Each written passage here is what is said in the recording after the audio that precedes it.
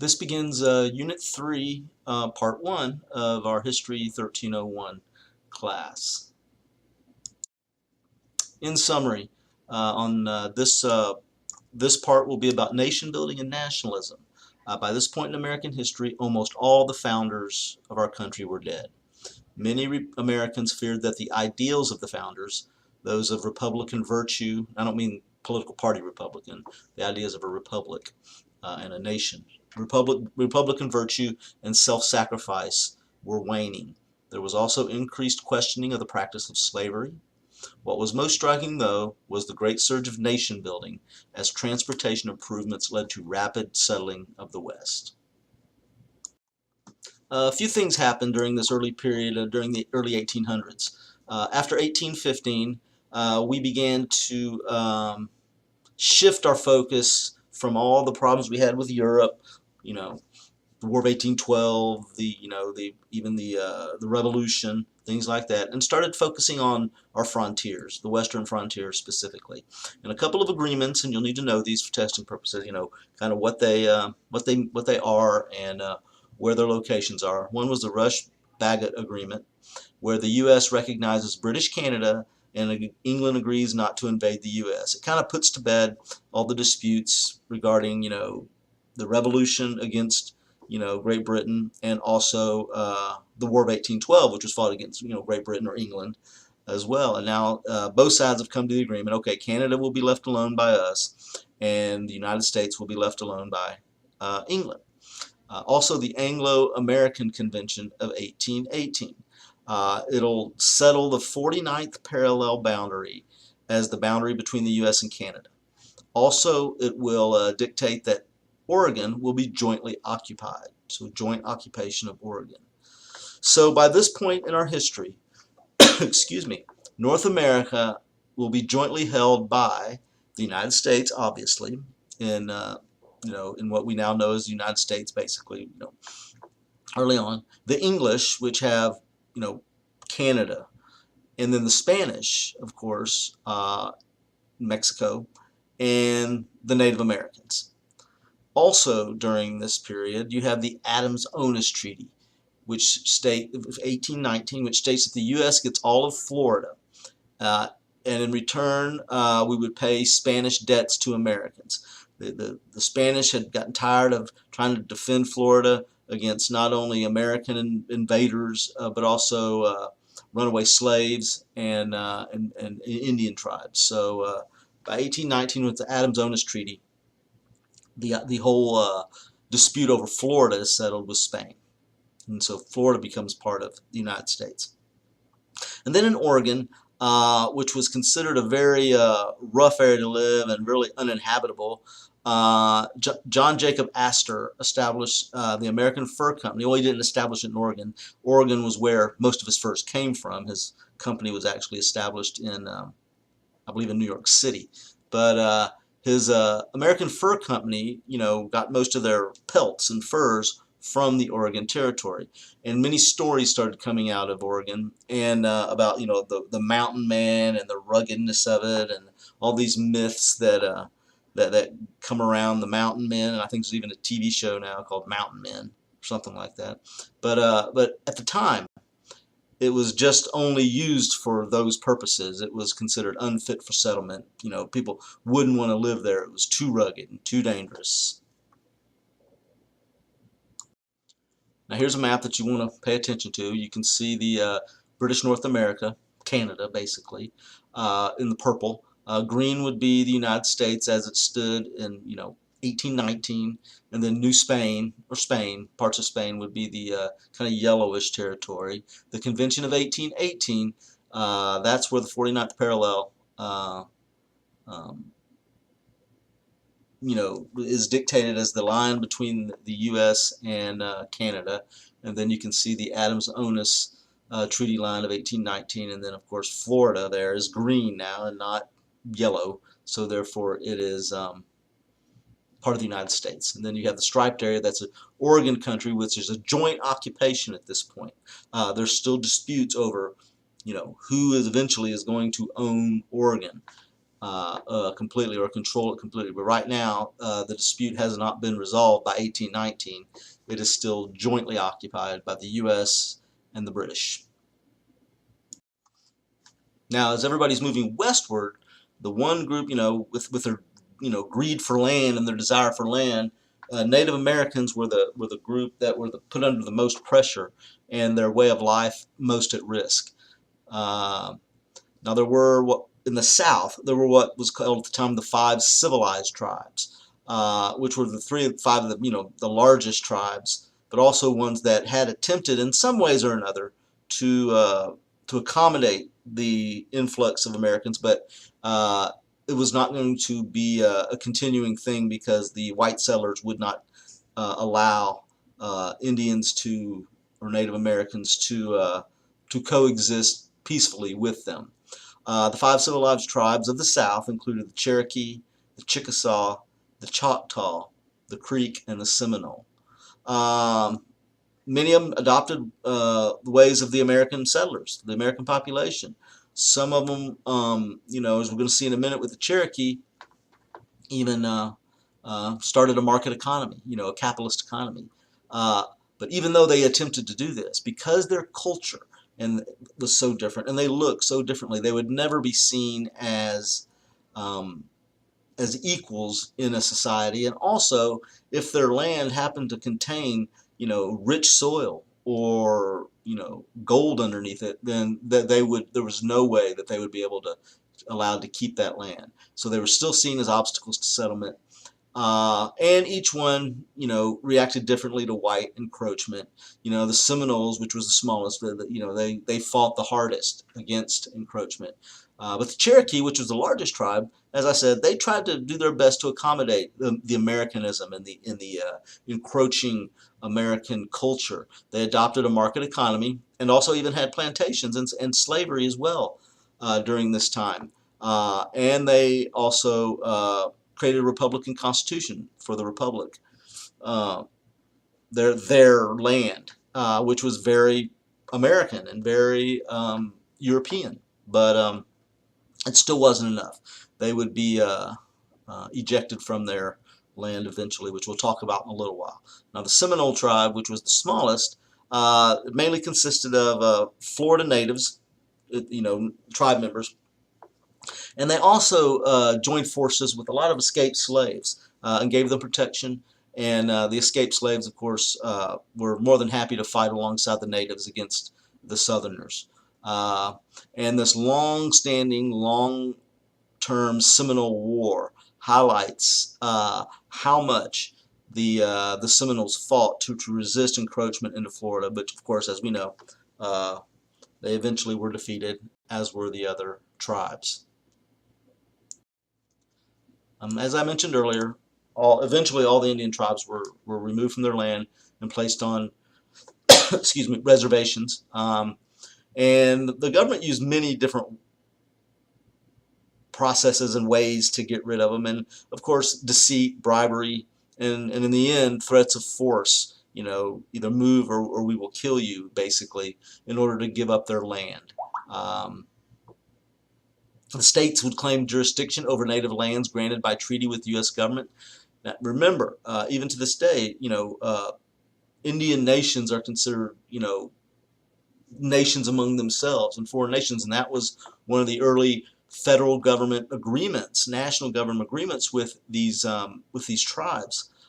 And the states, of course, have their own sets of laws and their own priorities, and many states would claim jurisdictions over these lands that were granted by a treaty with the U.S. government. And it caused a lot of conflict, especially in Georgia. There was a lot of disputes and lawsuits and court cases regarding who has the jurisdiction over the land during these times when some of it was granted by treaty to the Native Americans.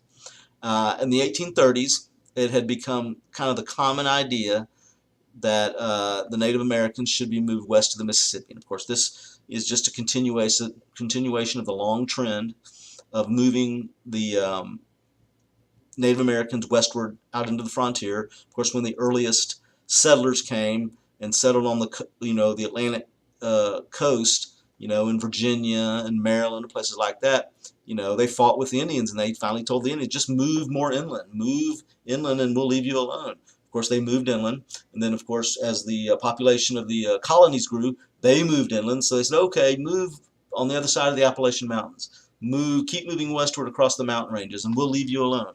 And eventually, after some fighting and everything else, they did move. The natives moved westward over the mountains and into the Ohio Valley.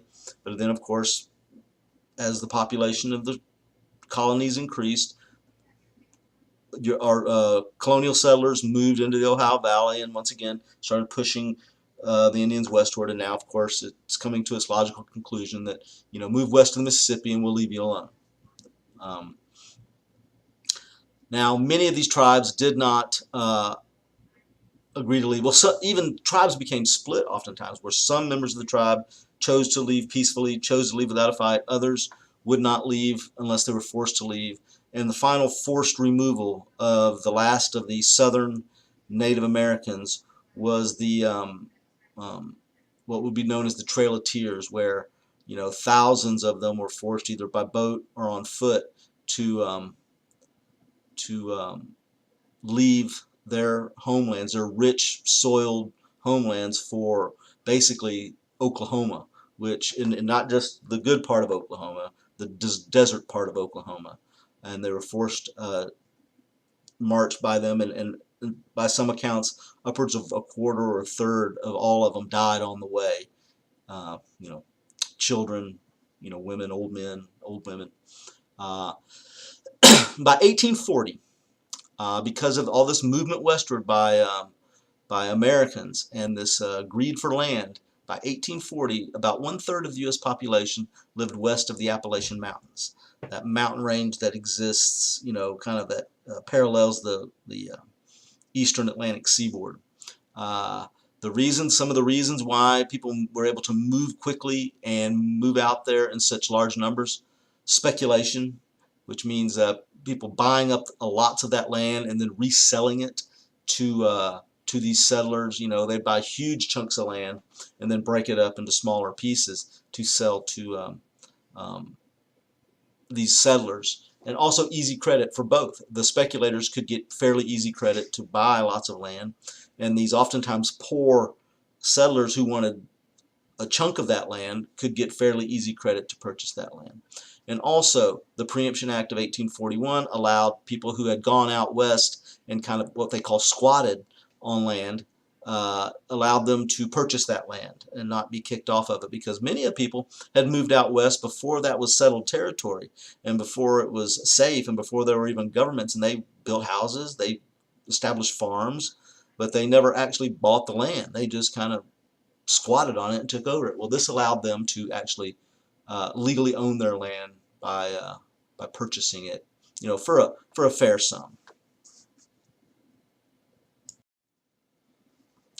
So, just in the big picture, why did settlers go west? Why was this huge influx of people into the west, into the frontier? Well, first of all, overpopulation in the east. Of course, the earliest settlers, in the early 1600s, they established, farms, and of course they had children. Their children had children. Their children's children had children. And so you have all this growing population, and all of these children, these young people, they need their own land. They don't stay at home with dad, so they go out and they establish their own farms, and that, reduces the availability of land over time. And not only were these earliest settlers procreating and they were expanding out into the colonial frontier along the eastern seaboard, you had constant immigration. We talked about that quite a bit earlier in this unit. Lots of immigration, people coming from Europe especially, and settling in. They have to have land. They are farmers. Most all of them are farmers. So overpopulation. You got to go where there's land. Any new immigrants especially would have to move farther west to get any kind of valuable land. Also, rising land prices back east. Of course, it's supply and demand. If you have more and more people back in the original 13 colonies and in the Ohio Valley, more and more people needing land, well, that drives up the price. Uh, and then worn out soil. Many farmers at the time, did not practice uh, good techniques as far as rotating soil and things like that. Also, there was a lot of continued movement of people who had maybe started out on the eastern seaboard and then moved a little farther west and decided that they could get more land for less money a little farther west, and then were there for a few years and decided to move farther west to get more land. Uh, there wasn't a whole lot of attachment to the land like there may, if you were an early settler back in, the early 1600s, you might have passed that land on down your descendants, and there was some sentimental value to the land. For many of these new people moving west, there was no sentimental value. It was all about just more land, more land. So there was less attachment to, a specific plot of land, and they would willingly, oftentimes, sell their existing land for an opportunity to have more land and better land. Uh, People back east that did not go west, they heard all the stories and they just saw this as a wild and untamed territory. In a lot of ways it was, because in a lot of ways it was, you had to do it on your own. It was a risky proposition to just go out and have to clear cut, virgin timber, and establish your farm as well at the same time as fighting off, Native Americans, and there was very little, if any, legal structures out there, so very little law. So it was in many ways, a wild and untamed area. The movement westward during this period was greatly facilitated by what we'll call the transportation revolution. Many changes were taking place with regard to how we move from one place to another. Traditionally, always it had been by coastal waterways, next to water. Going back to the earliest humans, most of them always settled next to rivers, lakes, oceans, bays, to facilitate travel, to shipping, either moving people or moving goods from one place to another. Overland was much more expensive and much more dangerous in a lot of ways. Because you never knew what kind of physical features you'd run into. Things like rain and snow could make it very dangerous. So overland was more difficult and more expensive and slower.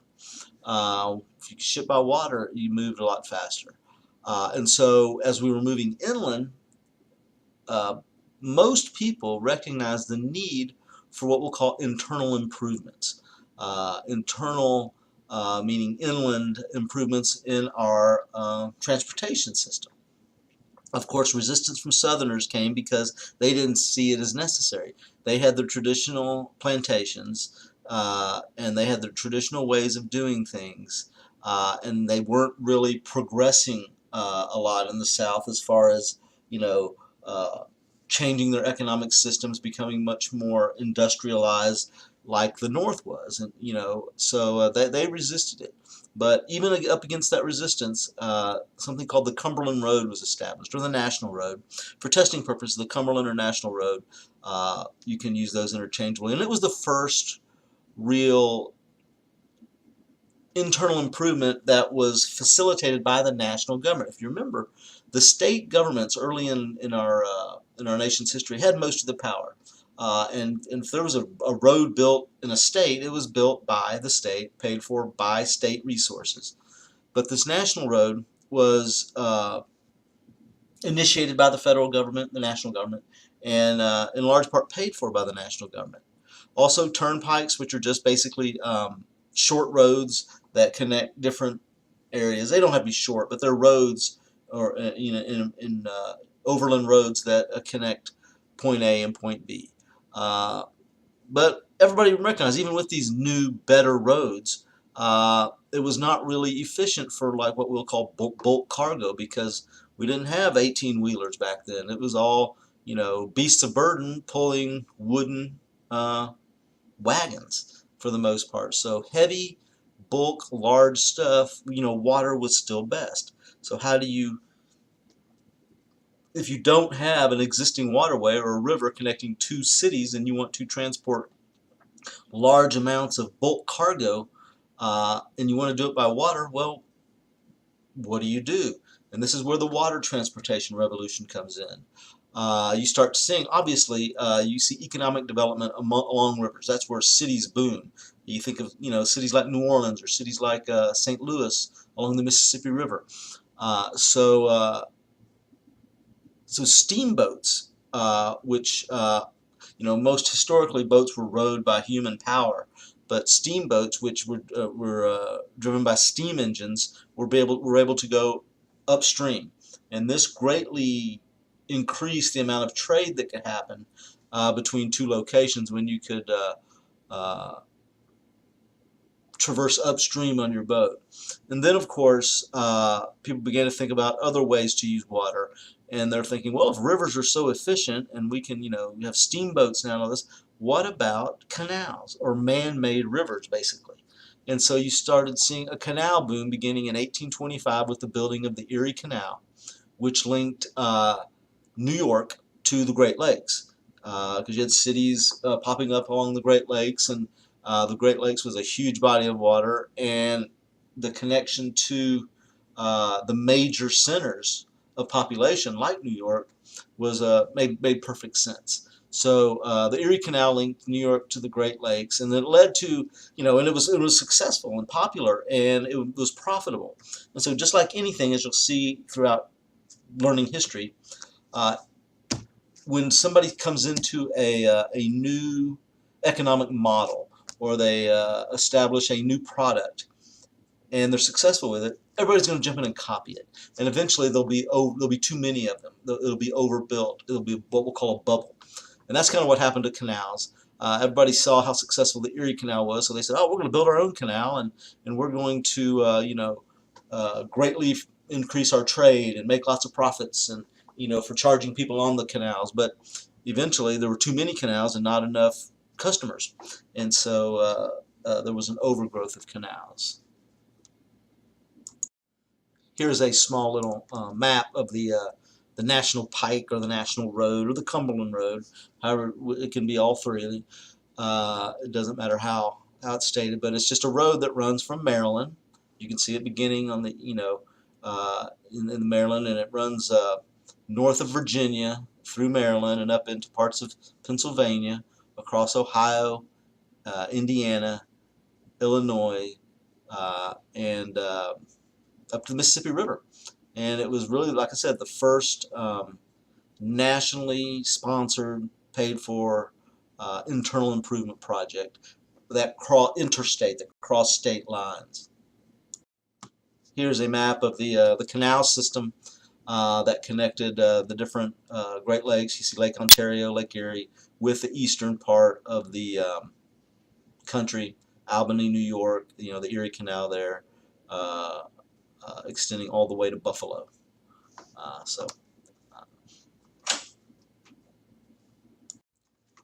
Excuse me. The transportation advances fundamentally changed how our economy worked.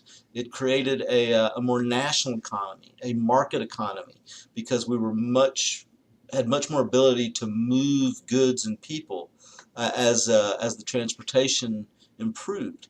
Canals cut shipping expenses dramatically, which, if you can ship things more cheaply and you can ship more of them, then you can lower the prices. And when you lower the prices and provide more product, that stimulates demand. People are going to want to buy it. So you see this the decrease of shipping costs really improved the marketability of people's products, and they were able to distribute them more widely.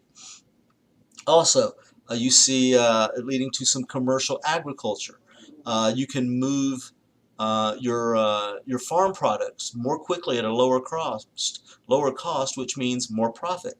And all this cheap western land where people are growing large amounts of product now could grow more of it and ship it to the East Coast before it went bad, before it rotted, all those things. Also, the expanded market, the lower transportation costs, and that cheap western land and lots of it leads to what we'll call specialization in farming, where if you had a historically before these transportation revolutions and these different means of transportation, if you lived out in the West and you were isolated, you had to grow everything for your survival, for your family throughout the year. So you had to, grow corn, grow wheat, grow fruits and vegetables, raise chickens, raise cattle, pigs, whatever, to have, a variety of food to eat because you were isolated. You couldn't get the other kinds of food. Now, with these transportation connections to different markets in different areas of the country, well, you can specialize. You can just grow one product that you grow very well, and you sell all of that product, such as wheat in the north, cotton in the south. Uh, in the Midwest, people will begin just growing corn and other products like that. And then what you do is you just sell it all, or keep what you want, but sell most of it, and then buy everything else you need. Buy the meat, buy the fruits, buy the vegetables, and so it creates specialization where you can make more money, then have money left over to expand or just have as profit. Also, during this time, you see the rise of what we'll call king cotton. Uh, a couple of things happening here that make cotton so valuable, and also in turn prevent the South from changing their economy from a strictly agricultural economy and society to a more diverse industrialized society. One was the invention of the cotton gin by Eli Whitney. The cotton gin, basically, processing cotton, you pick cotton and it has, when you pick it off the bush or whatever, it has seeds in it, and those seeds have to be taken out. And historically, in the slave South, it was taken out by slaves, and it was very time consuming and very it was a long process to be able to process that cotton. Well, the cotton gin basically mechanized that to where you could run that cotton, that raw cotton, through the gin, and it would take out the seeds and everything, and it decreased the time of processing cotton by 10 times. I mean, it was just so much faster. And what it did too is it allowed the slave owners and the plantation owners to take their workers and their slaves away from that processing the cotton, and put them in the field to plant more cotton and to pick more cotton. And so they were and because you can use the gin now, you can process that cotton a lot faster. So that made cotton much more profitable. Also, at the same time, you start seeing an increased demand in England for cotton, especially American cotton, which was considered some of the most quality, best cotton in the world. So slavery becomes very profitable, whereas prior to the cotton gin, it really wasn't profitable. It was people were just eking out a living in a lot of ways, but it becomes very profitable, and so you see the demand for land and slaves will increase, and it will lead to very large-scale production of cotton. There were also changes in commerce, banking, and industry. Specifically in commerce and banking, agriculture shifted from the very regional or very local direct sales, bartering sales. I'll sell you some of my product, to a neighbor that I could reach over land, and they would sell me back something or trade me back something, to more extended lines of commerce.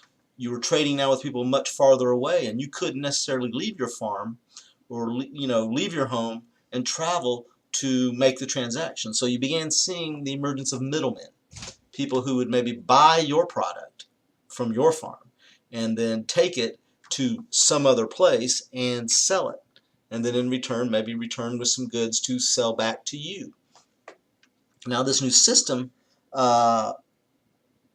was required, there wasn't oftentimes enough cash involved to give people that much money for large amounts of bulk product. So a new system of credit was required, and which meant if you have credit, you need banks, and so you see an explosion of the number of banks out in the West. One of the big problems was there wasn't enough money in the system itself. There wasn't enough cash, and back then it was backed by gold, the gold standard. You could only produce as much cash as you had gold in reserve.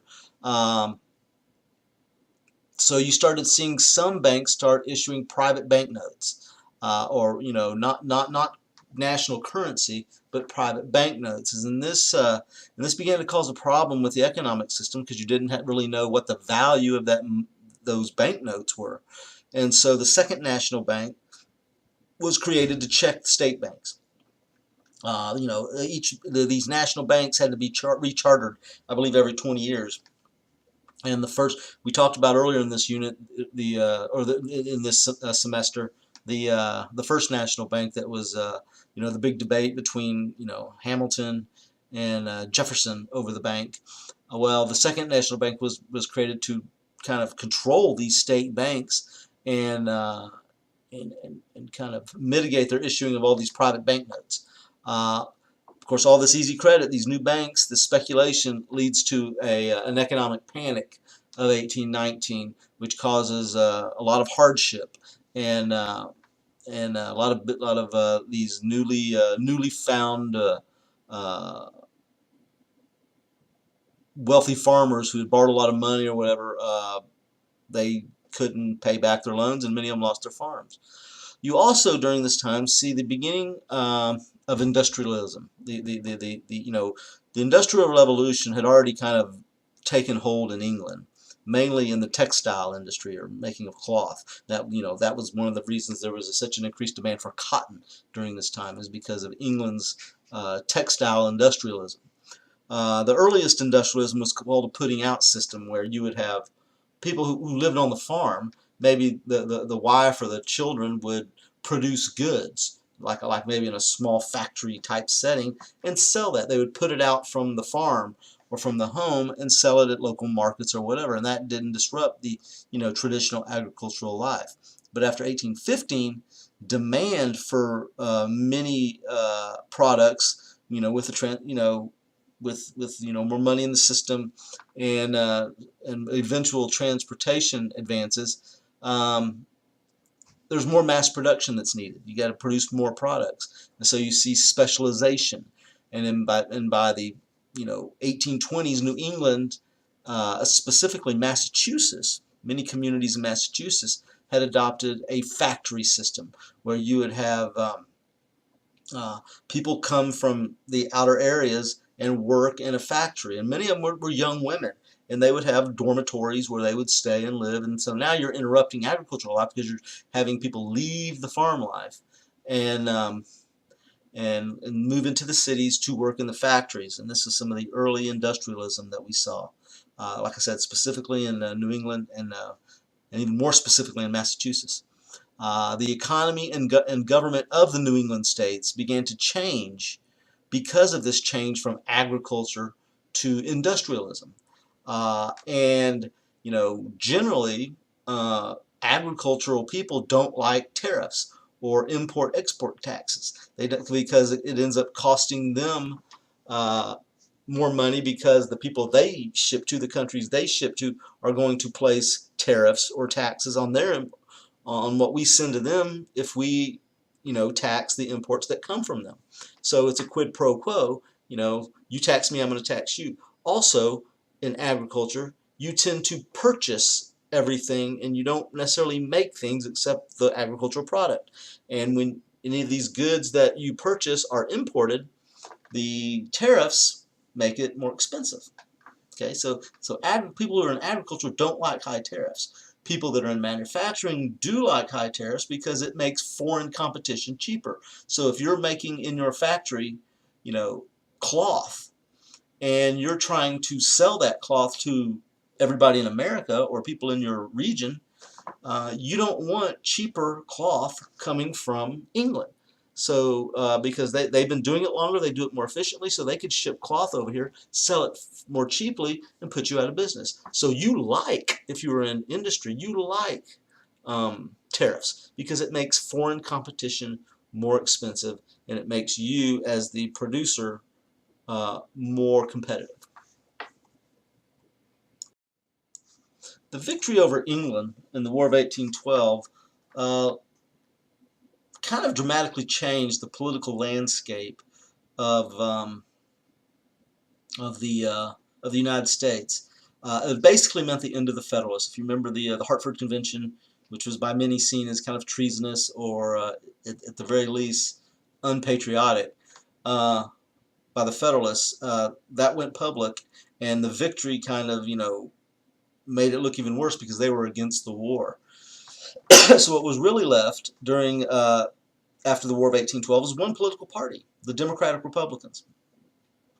It was a single party, and it also ushered in what historians would later call the era of good feelings. Because initially when you have one political party, everybody seems to be on the same page, there might be good feelings. But so this was a short era of what they might call era of good feelings. Like I said, the Federalists are gone, but some of their political ideas are going to remain. And out of this era of good feelings, we have Henry Clay, who was a very important politician at the time, his American system. American system. And the American system was policies put into place that the politicians thought would help America internally, help them industrialize, help them expand and grow. The main thing that the American system put forth was high tariffs, making foreign goods that are shipped to America cost more by placing tariffs or taxes on them, import taxes.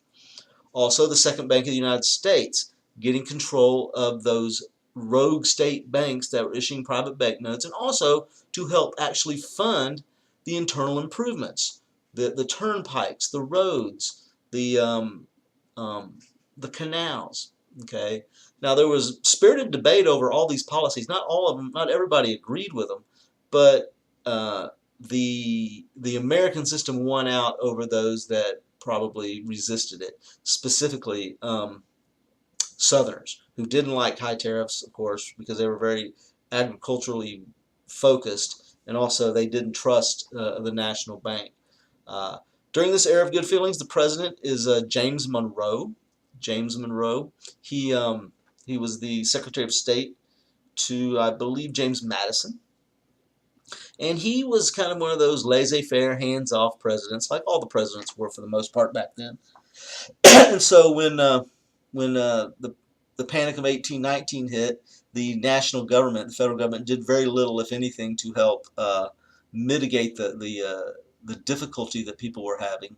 Also, during his presidency, we have the Missouri controversy, with Missouri wanting to enter the Union as a state, and we'll talk about that here in just a second. But in the election of 1816, which was that first election after the War of 1812, you can see Monroe basically drubbing in the Electoral College of the Federalist candidate, and that'll be the last election, I do believe, that any Federalist candidate will ever run for president. Now, this issue of movement westward deals with also the issue that these new people moving out west are populating what were territories, and these territories will eventually become states. And the big question is, during this time, will they be free states or slave states? And this is where the controversy of the Missouri Compromise of 1820 comes in.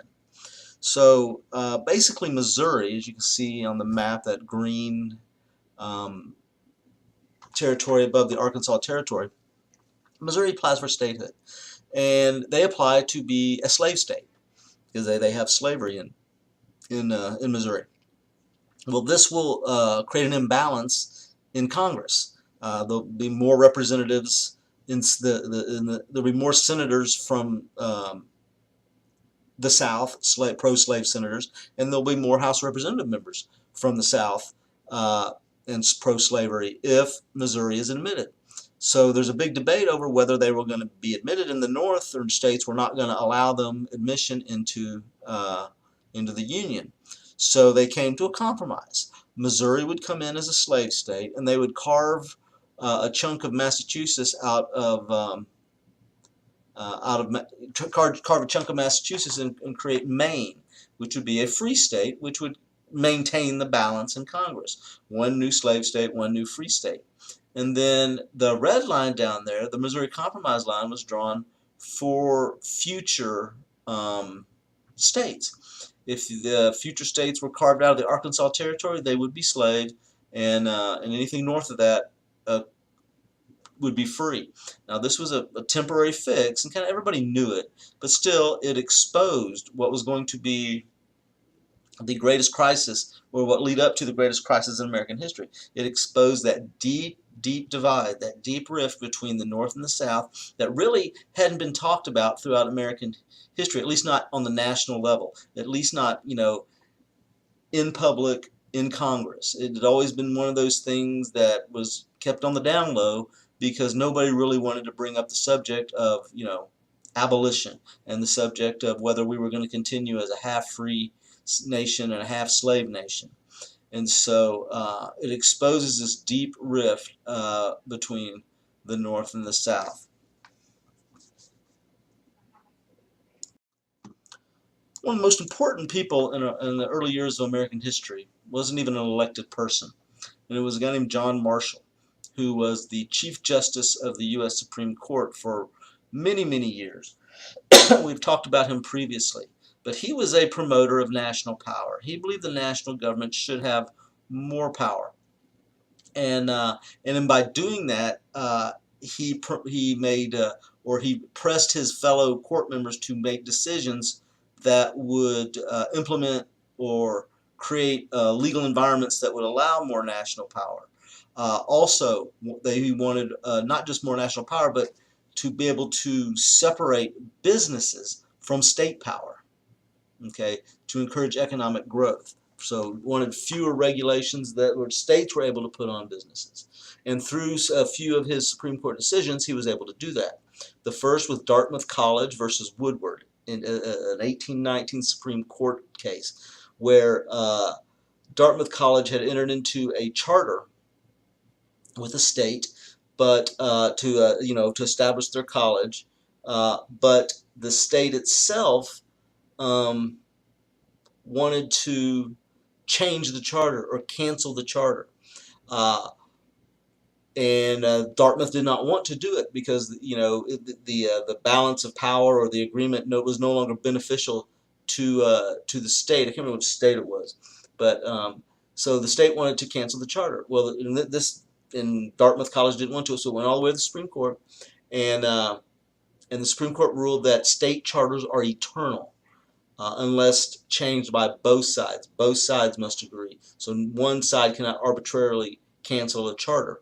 Therefore, this charter would stand. It weakened the ability of states to regulate business and to cancel charters arbitrarily. McCulloch versus Maryland, also an 1819 case, is what we will call, and it should be known as the National Bank case. The National Bank case, McCulloch versus Maryland. And basically, the National Bank was rechartered, and as a bank, they wanted to put branches of that bank in other states. Okay, so well, when you put a new bank or a bank in another state, it's going to be competing against existing banks, and those existing banks that they were competing against were state chartered banks. They weren't national chartered banks; they were state chartered banks, and so the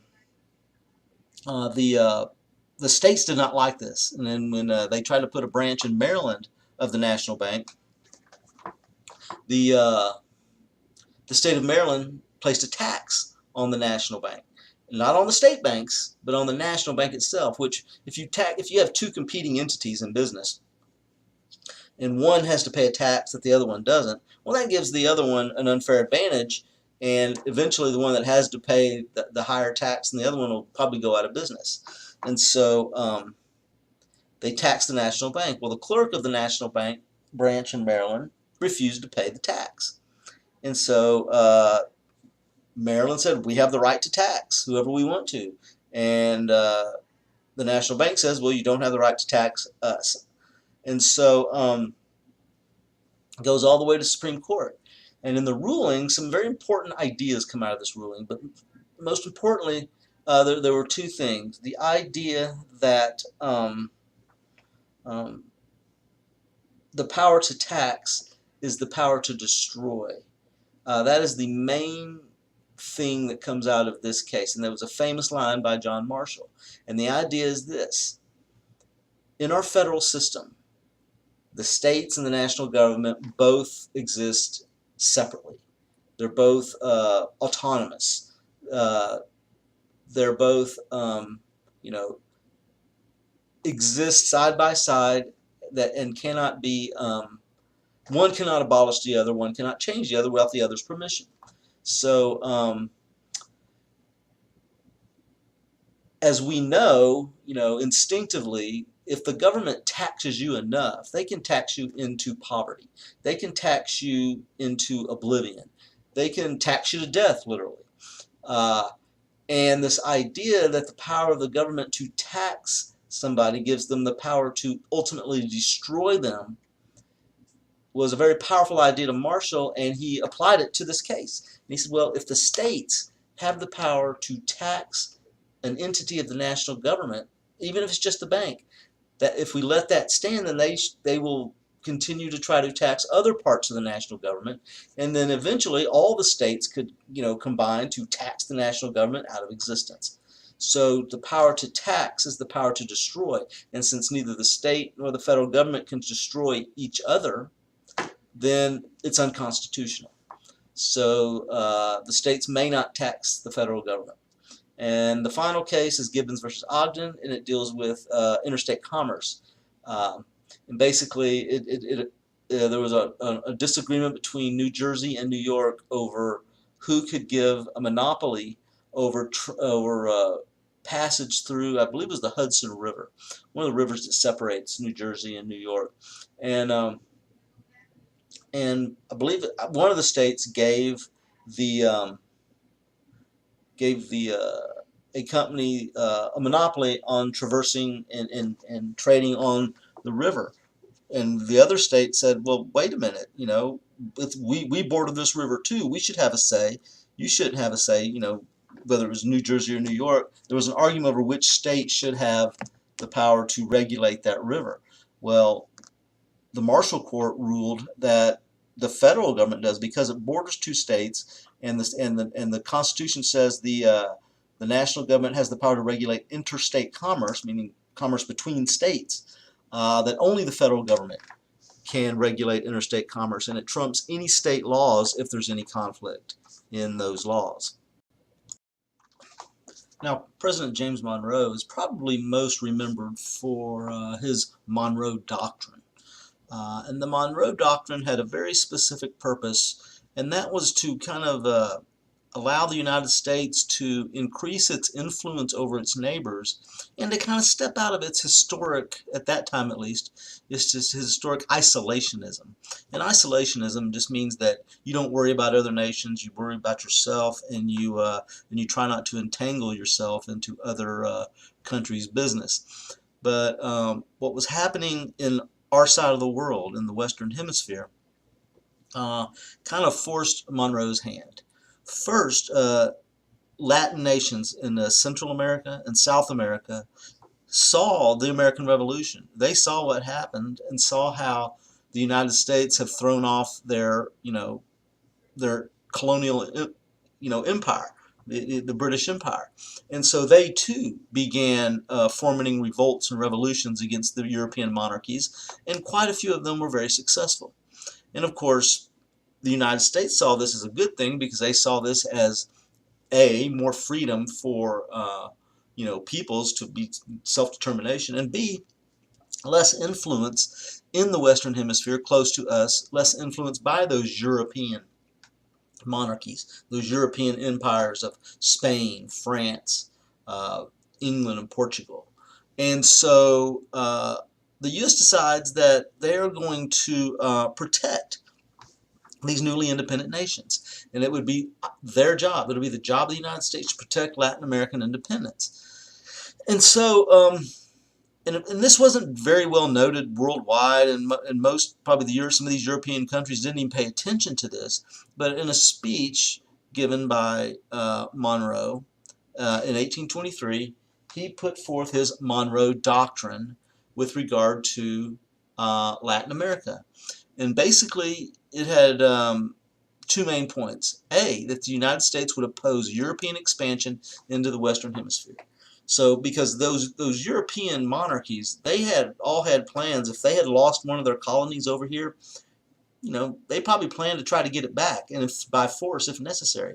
So basically, the United States said, if you try to come over to Central America or South America and reimpose your monarchy through force, we'll fight you. We'll stop you. Okay. And the other thing said, and in return, the U.S. would not interfere in any European affairs. We're going to leave you alone. You leave us alone. And this was basically the Monroe Doctrine. But it was the first time that the United States had really decided to use its influence and power to place an umbrella or protection over other nations. And so without, just our own individual purposes. But it was, like I said, it was largely ignored by Europe, but it set a precedent. And these precedents are very important because it's now kind of on the books. So basically, we have to, if we put something on the books and we state we're going to do something as a nation, well, we have to back that up. And so now future presidents will use the Monroe Doctrine as justification for interfering, and then sometimes in a negative way, but we might explain it or couch it as a positive thing for the Latin American countries. Allows us to interfere in Latin American policies and in Latin American countries.